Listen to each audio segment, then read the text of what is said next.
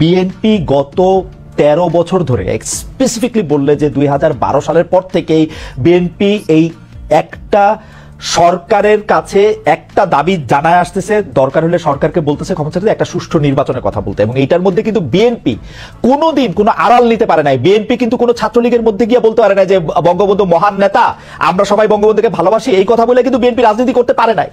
বিএনপিকে রাজনীতিটা করতে হয়েছে বিএনপির কথা বলেই, শেখ হাসিনার এগেইনস্টে কথা বলেই বিএনপি রাজনীতি করতে হয়েছে। তার জন্য মামলা মোকদ্দমা জেল জুলুম যত কিছু করছে, চা খাচ্ছে।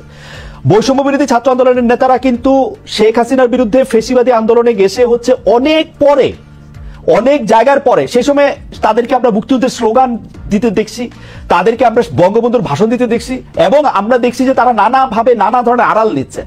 বিএনপিকে কিন্তু এই সুযোগটা পায় না। আমার প্রশ্নটা হচ্ছে, যেই বিএনপি এত ত্যাগ করলো এবং তারা কিন্তু সরকারে গিয়া 3 জন মন্ত্রী হয় নাই, 3 জন মন্ত্রী এই বৈষম্য বিরোধী ছাত্ররাই হয়েছে। তারা কিন্তু কোনো কিছু দখল করে নাই, তাদের একটাই চাওয়া ছিল ইলেকশনে যাওয়া।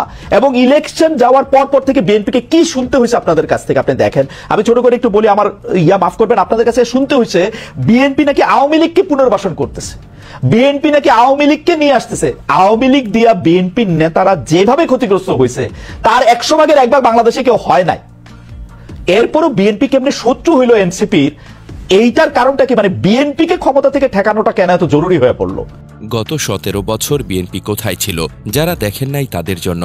কাঠের চশমা পরে যারা বারবার বঙ্গভবনে সুবাতাস নিছেন, তারা কিভাবে জানবেন রাজপথে কার রক্ত লেগেছিল, কোন মায়ের বুক খালি হয়েছিল, কোন স্ত্রীর স্বামীর লাশ নদীতে ভেসে উঠেছে, কোন সন্তানেরা এতিম হয়েছে। রাজনীতিতে নামছে, ইনশাআল্লাহ আস্তে আস্তে রাজনৈতিক দল হিসাবে রাজপথ কি মহত্ব রাখে বুঝতে পারবেন। বিষয়টি নিয়ে তাশরিক হাসান লিখেছেন, এনসিপি আর বিএনপি এই দুটো দলের মধ্যে উত্তেজনার আকার চরম মূল্য দিতে হবে এনসিপিকে। কারণ অলরেডি বিভিন্ন জায়গায় আওয়ামী লীগ বিএনপি সংঘর্ষ শুরু হয়ে গেছে। বিএনপি গায়ের জোরে শক্তিমান, তাই তারা এখন পেরে উঠছে। অন্যদিকে আওয়ামী লীগ টেস্ট ম্যাচ খেলছে। এনসিপির ছাত্রদের ওপর আওয়ামী লীগের ক্ষোভ কিন্তু কম না।